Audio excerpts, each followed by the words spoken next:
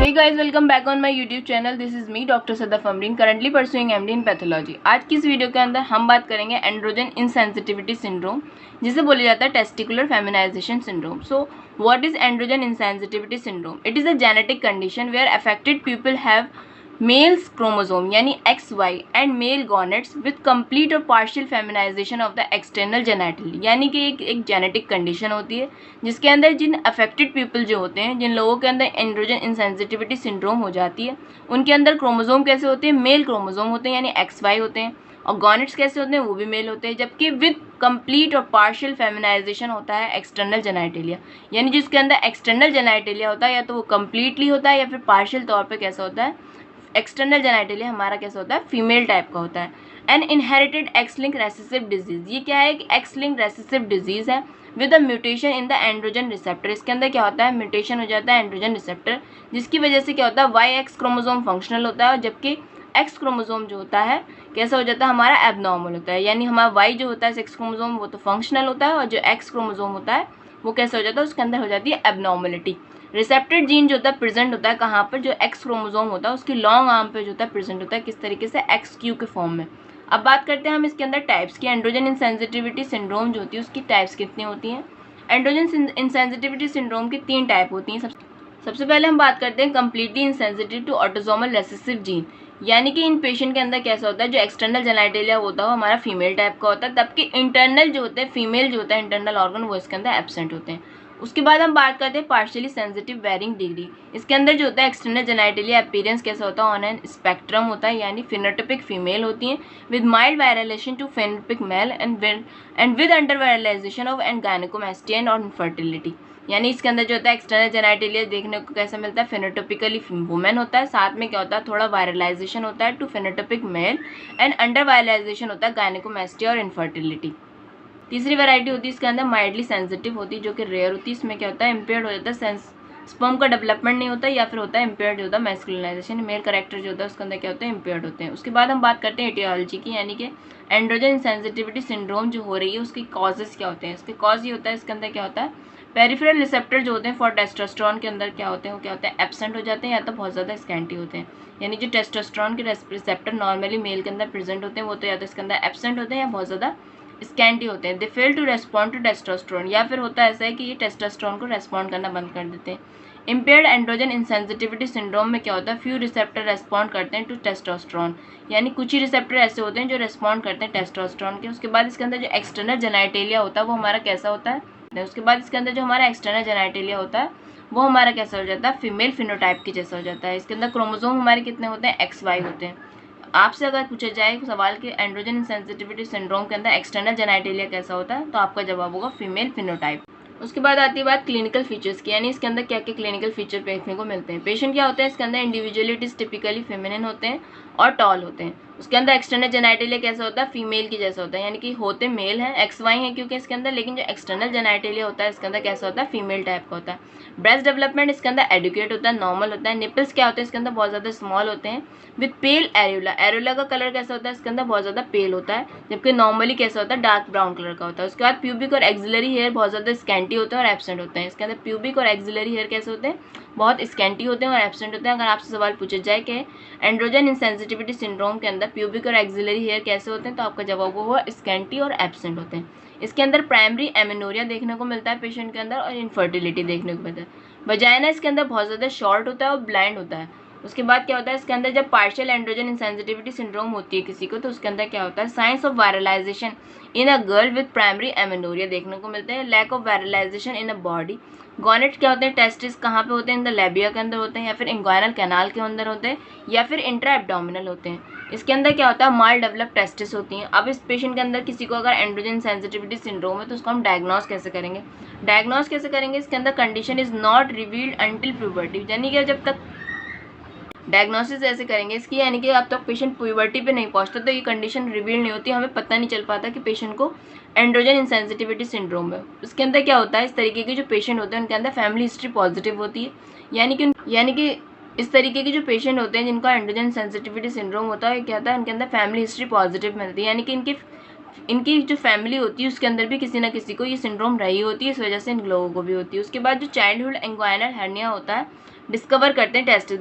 बच्चों को जो होता है बचपन में क्या हो जाता है, इंग्वाइनल हर्निया होता है, उसके अंदर देखने को मिलती है हमें टेस्टिस। अब उसके बाद आती है इन्वेस्टिगेशन की बात, यानी कि अगर किसी को अगर एंड्रोजन इनसेंसिटिविटी सिंड्रोम है तो उसका हम डायग्नोस कैसे करेंगे, इन्वेस्टिगेशन क्या क्या कराएंगे उसके अंदर। सबसे पहले जो इन्वेस्टिगेशन हम कराएंगे इसके अंदर क्या कराएंगे, कैरियोटाइपिंग कराएंगे, यानी क्रोमोसोमल स्टडी कराएंगे। देखेंगे तो हमें क्या मिलेगा, इसके अंदर 46 क्रोमोसोम XY मिलेंगे। इन्फेंट और चिल्ड्रन क्या होंगे, इसके अंदर क्या स्टिमुलेट करेंगे by the SCG receptor before the menstruation, measurement of the hormone needed. इसके अंदर क्या करेंगे, बच्चों को चिल्ड्रन को क्या करें, स्टिमुलेट किया जाएगा by the SCG before the measurement of hormone needed. उसके बाद क्या कराएंगे, हम सीरम टेस्टोस्टेरोन कराएंगे जो कि नॉर्मल होगा या हाई आएगा हमारा। उसके बाद हम सीरम E2 लेवल कराएंगे जो कि हमारा हाई आएगा, नॉर्मल आएगा फॉर मेल्स के लिए। सीरम LH लेवल कराएंगे जो कि नॉर्मल हो सकता है या थोड़ा सा हाईली एलिवेटेड हो सकता है। उसके बाद करा सकते हैं उसके अंदर क्या होता है FSH, इसके अंदर हमारा नॉर्मल आएगा। जब हम USG कराएंगे तो इसके अंदर क्या होगा, यूट्रस है, ओवरीज हैं, अपर 2/3 ऑफ द वजाइना है या फिर फेलोपियन ट्यूब है। ये सारी चीज़ें जो फीमेल रिप्रोडक्टिव सिस्टम की चीज़ें होती हैं, ऑर्गन होते हैं, वो सारे के होंगे इसके एब्सेंट होंगे, जबकि एक्सटर्नल जेनिटलिया फीमेल वाला होगा। लेकिन इंटरनल ऑर्गन जो होंगे, इंटरनल रिप्रोडक्टिव ऑर्गन होंगे, जैसे ओवरीज है, यूट्रस है, वजाइना है, फेलोपियन ट्यूब है, ये सारी चीज़ें उसके अंदर एब्सेंट होंगी। कन्फर्म डायग्नोसिस किससे कर सकते हैं, कन्फर्म डायग्नोसिस जो होती है इसकी हम कर सकते हैं गोनेडल बायोप्सी। अगर आपसे कोई सवाल पूछे कि एंड्रोजन सेंसिटिविटी सिंड्रोम अगर है किसी पेशेंट को तो उसका अंदर हम कन्फर्म डायग्नोसिस किससे कर सकते हैं, कन्फर्म डायग्नोसिस कैसे करेंगे, इसके अंदर गोनेडल बायोप्सी कराएंगे। अगर आपसे कोई पूछे कि अगर कोई फीमेल ऐसी है जिसको एंड्रोजन सेंसिटिविटी सिंड्रोम है तो उसके हम कन्फर्म डायग्नोसिस कैसे कर सकते हैं, तो कन्फर्म डायग्नोसिस आप सवाल पूछा जाएगा तो आपका जवाब होगा गोनेडल बायोप्सी। अब गोनेडल बायोप्सी करने से क्या देखने को मिलता है, गोनेडल बायोप्सी जब करेंगे तो इसके अंदर क्या देखने को मिलेगा, सेमिनिफेरस ट्यूब्यूल्स देखने को मिलेंगे जो कि बहुत स्मॉल होंगे और हेलेनाइज्ड होंगे। स्पर्मेटोजेनेसिस इसके अंदर एब्सेंट होंगी। लेडिक सेल और सर्टोली सेल हमारे नॉर्मल होंगे। उसके अलावा करेंगे हम DNA sequencing for other autosomal recessive gene के लिए करते हैं।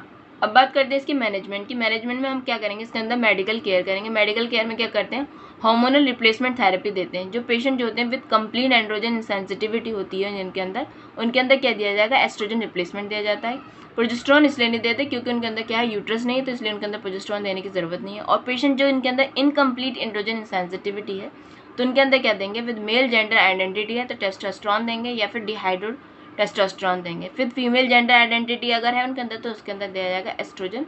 उसके अलावा क्या करेंगे, साइकोलॉजिकल केयर भी देगा। पेशेंट को साइकोलॉजिकल मोरल सपोर्ट भी देने की ज़रूरत होती है क्योंकि पेशेंट बहुत साइकोलॉजिकली बहुत डिप्रेस हो जाता है। इसलिए क्या होगा, उसके अंदर आपको क्या है, एज अ गायनेकोलॉजिस्ट या फिर एज अ मेडिकल प्रैक्टिशनर आपको क्या है, उसको साइकोलॉजिकली भी सपोर्ट करना है। उसके अलावा हम सर्जिकल केयर देंगे। ये तो हो गई मेडिकल केयर की बात। सर्जिकल केयर में क्या करना है, हमें ऑर्काइडेक्टमी कर सकते हैं, सर्जिकल करेक्शन कर सकते हैं क्रिप्टोकार्डिज्म के अंदर इन बॉयज़ के अंदर जिनके अंदर क्या होता है PAIS है या फिर soon after diagnosis to maintain testicular function and minimise the risk of malignancy के लिए। अगर मेल है जिसके अंदर PAIS है तो उसके अंदर हेपोफिडाइसिस को रिपेयर कर सकते हैं, may be taken under at the younger age पे, बहुत ही यंगर एज पे कर सकते हैं, या फिर मेस्टेक्टमी कर सकते हैं appropriate for distinguish persistent gynaecomastia के लिए।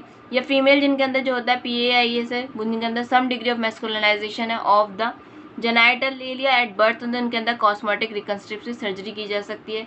इसमें इसके अलावा कर सकते हैं हम वाइजिनल डायलेटर का इस्तेमाल कर सकते हैं टू स्ट्रेस करने के लिए, लेंथ करने के लिए, it's sufficient to the vagina पेरिवेलिस के लिए। उसके अलावा हम कर सकते हैं vaginoplasty for those who desire marriage and unsatisfactory response from the dilator therapy, यानी वजाइनोप्लास्टी करेंगे उन लोगों के अंदर जिनको मैरिज शादी जिनका डिजायर मैरिज है या फिर जिनको जो होता है वजाइनल डायलेटर से सेटिस्फैक्टरी रिस्पॉन्स नहीं आता तो उनके अंदर हम करेंगे वजाइनोप्लास्टी। सो गाइज हमने बात की आज किस टॉपिक के बारे में, एंड्रोजन इनसेंसिटिविटी सिंड्रोम के बारे में बात की। एंड्रोजन इनसेंसिटिविटी सिंड्रोम क्या है, एक जेनेटिकल कंडीशन है जिसमें जो होता है अफेक्टेड पीपल क्या होते हैं, मेल क्रोमोसोम होते हैं, यानी कि वो बाय बर्थ जैसे होते हैं, मेल होते हैं, XY क्रोमोसोम होते हैं, उनके अंदर मेल गॉनेड होते हैं, बल्कि उनके अंदर साथ ही साथ क्या होता है फिफ्थ कंप्लीट होता है या फिर पार्शियल क्या होता है उसके अंदर फीमेलाइजेशन होता है एक्सटर्नल जेनाइटेलिया, यानी बाहर का जो एक्सटर्नल जेनाइटेलिया होता है वो उनका फीमेल टाइप का होता है, तबकि वो बाय बर्थ कैसे होते हैं, मेल होते हैं। उनके अंदर क्या होता है, गॉनेट्स भी क्या होते हैं, मेल होते हैं, यानी उनका एक्सटर्नल जेनाइटेलिया फीमेल वाला होता है। इंटरनल ऑर्गन जैसे कि ओवरीज हैं, यूट्रस हैं, फेलोपियन ट्यूब है और जैसे ये सारी चीज़ें क्या होती हैं इसके अंदर एब्सेंट होती हैं।